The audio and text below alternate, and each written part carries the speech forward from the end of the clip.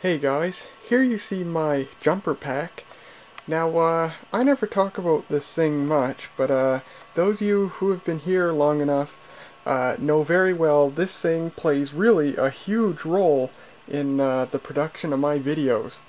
Whenever I have to power something from 12 volts, or if I'm outside and I have to power something from 120 volts, this thing does the job. And I never talk about this thing much, you know. I think a few years ago I actually did make a video of this thing, but of course that went down with the rest of my old videos. This is an Xpower Powerpack 300 from a company called Xantrex. These were sold in Canadian Tire. I'm not sure if Canadian Tire was the only store that sold Xantrex products, but they were certainly the largest seller. And back when I got this thing, way back in 2005, Christmas of 2005 actually, or it might have been my birthday of 2006, it was one of those two times. When I got that, at the time, this was the cheapest portable power pack system that Canadian Tire sold. They had these on sale for I think $60, which was a really good price for what you got. You have the thing here, of course it's got the 12 volt cigarette lighter jack. It's got a built-in flashlight. It's got a 120 volt inverter, which is capable of 300 watts surge, or no, 450 watts surge, 300 watts for 5 minutes, or 250 watts continuous, so basically 250 watts. And of course, it can jumpstart a vehicle, and yes, this thing did jumpstart a vehicle for us once. So this thing has really served me incredibly well over the I guess over 8 years that I've owned this. But here's the thing, this thing is 8 years old now, and that's evidenced by the date of manufacture, December 1st, 2005. So this thing's 8.5 years old, and the built-in sealed lead-acid battery is starting to wear down. You've heard me mention before that this thing does not have the gumption it used to. The battery doesn't last as long as it used to. It still does fine for the stuff I need, but if I had to, for example, power a device that used a couple hundred watts of power from the inverter, this thing would not be able to do it anymore. The other day, I was evidenced at how much this thing is aging when I used well, it's actually a battery-powered saw, but the battery in it is kind of weak, so I gave it a little modification by threading jumper cables instead so I could connect it to my own battery. But I had it wired into this thing to power it, and I had only used that saw, and that saw uses maybe 5 or 6 amps under full load. I'd only used it for a few minutes, and in that few minutes I used it, it dragged the battery down from a full charge to less than a 0% charge. 0% charge is 10.5 volts. When I was done, this thing was like 10.1 or 10.2 volts. So the battery, 14 amp hour sealed lead acid battery, really does not have it anymore. It's definitely proving to be 9 years old. So I decided, alright, how about, for the very first time since I've ever owned this thing, I open it up, take the battery out of it, and why not see if I can, you know, pop the battery open, maybe top it up with water, see if I can get a bit more power out of it. Now to open one of these units up, or this particular unit, 6 screws, 2 at the bottom, 2 at the top, and 1 at the side there, 1 at the side there. And when you do that, the whole unit just lifts apart, the halves separate. Oh, I've got one other screw in there still, holding it together. I've already taken this apart. I actually have the battery out of it already, sitting on the floor. Take the 6 screws out of it, and the halves separate, and you can lift it just like that. And that's what's inside this thing. Now the battery would normally sit right here. This is the AC power inverter. So you can get a good look at that. Nice big transformer. Nice to see. The capacitors all look good, so this looks to be in good shape. Cigarette lighter there, flashlight there. Right here is the charging and battery indicator controller board. nice thick cables that go to the jumper cables. And the battery normally sits right here. Here's the battery. 14 amp hour, 12 volt sealed lead acid battery. Normally sits like that inside the unit. So that's all I'll bother showing you inside this thing. Now let's take a look at the battery. The battery itself has a date code. It is November 24th, 2005. So it's definitely starting to age. I don't know what brand name it is because they've covered it with this foam stuff which is stuck to it, so I can't really rip it off. I can make a mess with it. But if I had to guess, this is probably an Xide brand battery. Xide is a popular brand name in Canadian Tire stores, so I would not be surprised if Canadian Tire uses Xide batteries in their own stuff. Well, actually, the Powerpack isn't their own stuff, but I still wouldn't be surprised. So of course you got your two terminals there, and really heavy, it must be 5 or 6 pounds. And it's a nice size battery. The cover to access the cells is right there, so what I'm going to do is I'm going to grab my knife and see if we can pop the cover off. Alright, with not too terribly much effort, I got the cover off. Saw a couple of things that kind of unsettled me. First of all, yeah, more than one of the covers, the cell covers, were partially popped off. Actually, pretty much all of them are, except for this one here, which you might be able to see is sucked inward quite a bit. And if I pop it open, you might hear a hiss. Wow, there is a strong vacuum in that one cell.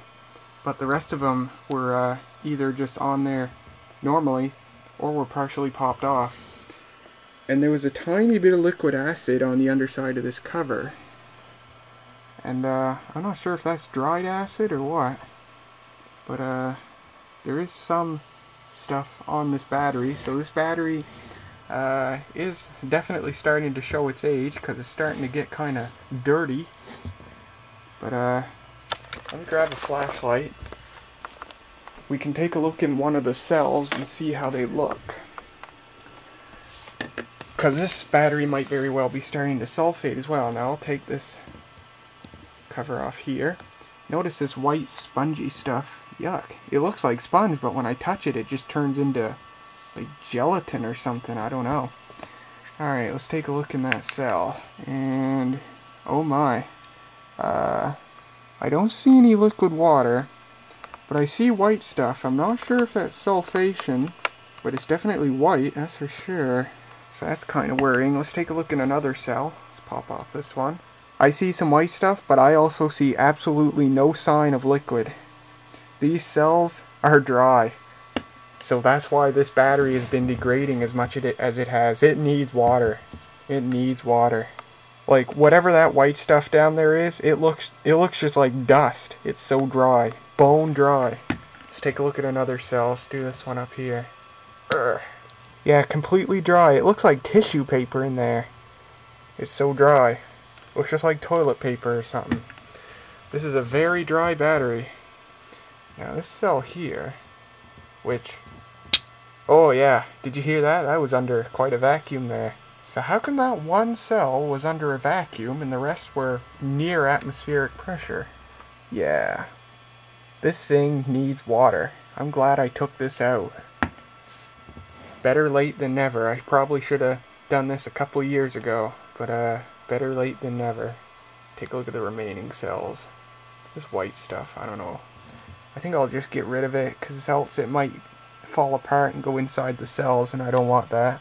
All the cells have white stuff. I don't know if it's sulfation or not, but all the cells are also completely dry. Although I do see a tiny bit of liquid acid condensation. You might be able to see just outside the porthole right there. But at any rate, I'm going to get a syringe and I will fill this battery up with water. Alright, we're back. I filled all the cells with water. This thing took about 100 milliliters of water, which isn't as much as I thought it would, so perhaps it wasn't as dry as I thought, but it's still a fair bit nonetheless of, you know, a regular small mug or whatever. That's about a third of the mug that it took. So if we look in there now, you can see the light reflecting off the water in each of the cells. So if we got the multimeter here, if we just measure the voltage here, I did use this thing a bit, so voltage isn't very high, 12.1 volts. It's a slight discharge. So what I'll do now is I'll take the rubber caps and I'll just lay them loosely on top, because when I hook this thing up on the charger, all that new water, a lot of it's gonna boil off. So it's good to just have them on loosely to allow it to vent easily. Otherwise, if I were to put them on all the way and the cells decided to vent, you'd see one of those rubber plugs go pop straight up into the air. And that's actually happened to me on this battery, which is why I put this rubber band around it, so the rubber plugs don't fly into the air when the cells vent. So I just lay them on loosely there, and how I've been keeping my jumper pack as a whole charge. Now, it's got a built-in electronic charger with an AC adapter. You plug the AC adapter into it, and it charges the battery, and once the battery hits, I think 14 volts, the charger shuts off. And then once the voltage drops down to, I think, about 12.5 volts, it turns back on, and it just goes back and forth, on at 12.5, off at 14, and it keeps the battery at a good charge that way. And it seems to work fine and dandy, except the relay of the charging system makes quite a click when it turns on and off. So what I've resorted to doing is, Xantrex actually says you can actually charge the battery through the cigarette lighter plug. And this thing actually came with an adapter. You plug it in the cigarette lighter, and there's another cigarette lighter in the end, at the other end, where you could just plug into your car or whatever. And I have that plugged into my, that thingy there, which is hooked up to my Newmar 12 volt linear power supply, which puts out about 12.9, 13.0 volts, which is good for a trickle charge. And I just keep this thing plugged into that all the time. Although now, in retrospect, I'm wondering if the battery's ever getting a full charge that way. I'm wondering if 12.9, 13 volts is actually enough. I think it should be for a constant trickle charge. But anyway, I'm not going to install this thing back into the unit yet, because otherwise it might leak some acid inside the unit. But I'll hook it up to a charge somehow and see how it goes. This battery's actually really dead. I hooked my LED voltage meter up to it, and it's only 11 volts. So, and I tested it again with my multimeter while that's hooked up, and it also says 11 volts, so no inaccurate readings, but yeah, this battery's actually quite weak. I was using it a little bit to power one of my CB radios, but it was only literally for a couple of minutes.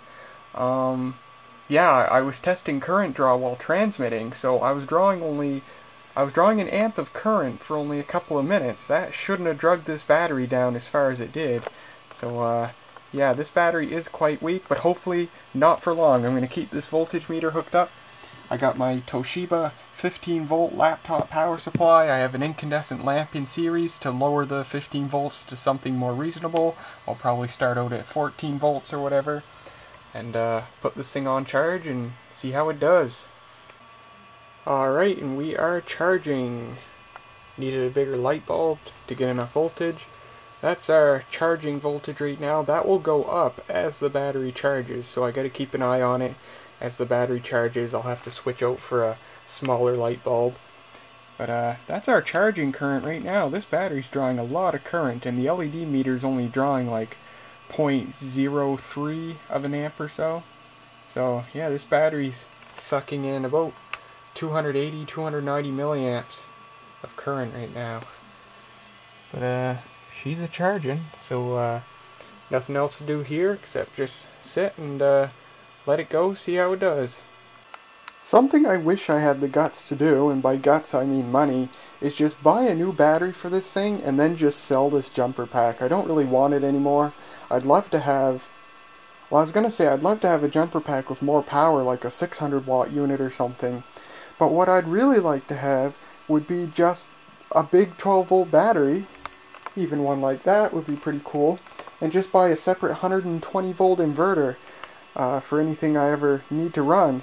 I would say that would probably be more economical in the long run than a new jumper pack. These all-in-one jumper packs are nice, but really I think getting a separate 12-volt battery and a separate inverter is probably the best way to go. Probably get a better quality inverter too than what you'll find in these things. Interesting story I don't think I've ever told about this jumper pack, but this is actually the second one I've had. The first one I had, it was the same model, and I had it for about 3 days before it broke. In the manual for this thing, it explicitly states that the inverter has overcurrent protection. If you try to draw more than 300 watts out of the inverter shuts down. My grandfather, who owns a, is it Motomaster? Yeah, Motomaster Eliminator power box, or he used to. He doesn't have it anymore because the battery went bad. Too bad at the time I didn't know how to revive lead-acid batteries, or I could have fixed it for him. But he had an Eliminator power box, 600 watt unit, and his did have overpower protection. He of course, my grandfather, he's a lot like me in this way. He likes to test stuff like that and see if it's true, and of course he'd plug something like a 1500 watt heater into it, and he'd turn the heater on and Powerpack would just shut right down. And that's a pretty nice feature, because you know, a lot of things you never know how much power it's going to use. Like, I can't tell you at all how much power that computer monitor would use. And in the manual for this thing, as a matter of fact, I could probably dig it out of my bookshelf right now and find it. It says that this has overpower protection, but it does not. A couple of days after I got my first one of these, I decided to test it. I plugged a 1000 watt heater into it, and I blew up the inverter. I turned it on, it tried to run the heater for about 5 seconds, and then it just exploded. There was a big loud bang, probably one of these big capacitors blowing up, and that was it. This inverter has absolutely no overcurrent protection at all, and I don't know why they state it does in the manual. That's pretty bad. That's a pretty bad thing to state that's not true. So yeah, my first one of these I actually blew up, and Dad, who got it for me for my birthday, he returned it as a defective item and got another one. And needless to say, I never tried it ever again. But yeah, these Xantrex, or at least the Xantrex Xpower Powerpack 300, which of course this model's so old they quit making this years ago. But no overcurrent protection at all, and that's really, really dumb. Especially to state it in the manual as well. Oh, by the way, if you didn't notice, I tore this spongy stuff off to reveal the manufacturer. It's not Xide, as I guessed. It's actually Xpower. What the heck? Well, I looked them up, and Xpower is actually a real manufacturer of lead-acid batteries. And gosh, I've never heard of them before. All I can guess is Xantrex picked the cheapest battery manufacturer, Xpower. Couldn't find any reviews on them. Obviously their products ain't total crap, because this battery has served me just fine for almost 9 years. Well, I don't know what the heck happened, but for the last 2 days I've had this thing charging at 13.5, 14 volts, and it's sat for about 24 hours. Let's see what voltage it's at now. Yeah, that's horrible. I don't know if, I don't remember it being that bad before I ever started working on it. I don't know if adding water to it actually hurt it in some way. Sealed lead acid batteries, they're called sealed for a reason. They're not meant to ever be maintained, although it's perfectly possible. And of course, everything I've ever read and everything I've ever done up to this point has been in favor of adding water to lead acid batteries. So maybe this battery is just too far gone. Perhaps all that white I saw in there is in fact sulfation. It's too bad, because even though this battery's 9 years old almost, it's never had hardly any use on it at all. It did jump start a car once, like I said before, and it's always run 12 volt stuff when I need it, but that's never been very often, so I don't know. I'll keep working on this thing. I won't declare this battery a complete lost cause yet. I'll keep trying to charge it at like 14 volts or whatever. Maybe I'll buy a desulfator and put it across it. But for now, I guess that's all I'll bother doing with this thing. I've decided, yes, I looked on eBay, and some people do indeed sell, or at least try to sell, jumper packs and power packs without batteries, so I think I'll do that. I'll throw my jumper pack sans battery up on eBay. So, there you go. There's my follies with this lead acid battery. Successful? I would say not quite. Not yet anyway. Like I said, I'm going to keep working on it. Well, I don't know what happened to this battery, but it is not doing well. It's a couple of weeks later. I had this thing on the 14 volt charger for a good couple of days or so, and then since then I've had it plugged into my Newmar power supply, so it's been getting about 13 volts, and now it's been sitting off the power supply for 3 or 4 days. Let's see where the voltage is. Yeah, that is not good at all. Actually, I said I don't know what happened. I do know what happened. You guys remember how there was one cell right here, which for some reason was under a vacuum? That cell is shorted. I actually tested the voltage of the individual cells. All you have to do is, I think I put one multimeter probe on the negative and stuck the other multimeter probe in each of the cells to check the voltage. All the 5 other cells, when I tested it, read like 2.1 volts, and the one cell that was under the vacuum, this is after I've had the battery on the charger, it reads like 0.4 volts. So that cell is shorted or bad or something. It's sort of a chicken and egg situation. I don't know if the cell went under a vacuum because it went bad, or did it go bad because it found itself under a vacuum. I would assume the former case personally, but yeah, this thing is a bad cell. If that one cell was up with the rest of the cells, this battery would probably be reading probably like 12.5 volts instead of 10 volts, and that's the problem. So what I think I might try to do still is work on this one cell. Well, I have really nothing to work on an individual cell, but I'll keep this connected to the power supply. Maybe I'll try charging the individual cell, you know, put one probe at a charger here and the other probe into the cell. I don't know. I'm not sure that would even be safe. But yeah, I'll try something before declaring this a lost cause. So there you go. That's pretty much all there is to it.